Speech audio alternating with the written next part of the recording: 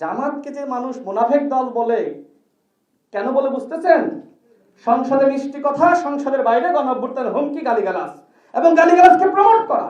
সমালোচনা মানে কি? মাননীয় প্রধানমন্ত্রীকে গালিগালাজ করা। সমালোচনা মানে কি তার সহধর্মিণী এমনকি তার কন্যাকে গালিগালাজ করা, কটাক্ষ করা। সমালোচনা মানে কি ১/১১ সরকারের সময় মাননীয় প্রধানমন্ত্রী মেরুদণ্ড ভেঙে দিয়েছিল, সেটি দিয়ে কটাক্ষ করা।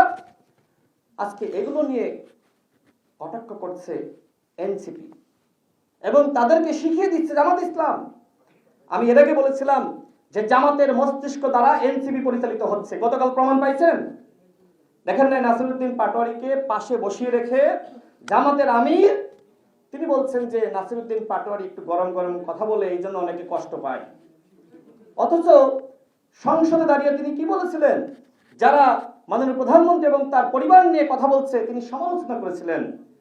জামাতকে যে মানুষ মুনাফিক দল বলে, কেন বলে বুঝতেছেন?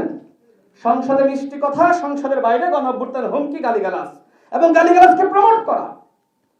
এবং আরো দেখেন যে তিনি কি ভাষায় একজন এত বড় নেতা, বিরোধী দলের নেতা।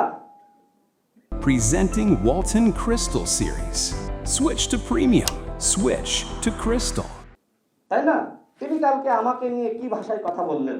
জামাতের আমির আমাকে নিয়ে কথা বললেন যে প্রধানমন্ত্রী রাজনৈতিক সহকারী হিসেবে নিয়োগ পেয়েছে সচিব পদমর্যাদায়, এখন আর বিসিএস টিসিএস দেয়া লাগবে না, এখন রাজনৈতিক দলের নেতা হইলেই হবে।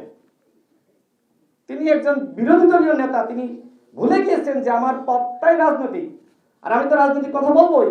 এখানে রুহুল কবির রিজভী ভাই আছেন, তিনি তো রাজনৈতিক উপদেষ্টা, তিনি কি বলবেন বলেন তো? তিনি রাজনৈতিক কথা বলবেন না?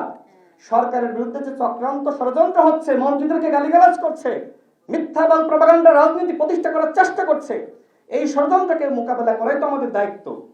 সুতরাং আমাদেরকে যদি এই ধরনের কথাবার্তা বলেন এবং আপনারা এত বড় পর্যায়ে থেকে এই সহজ জিনিসটা না বোঝেন, তাহলে আগামীতে রাষ্ট্র চালাবেন কিভাবে?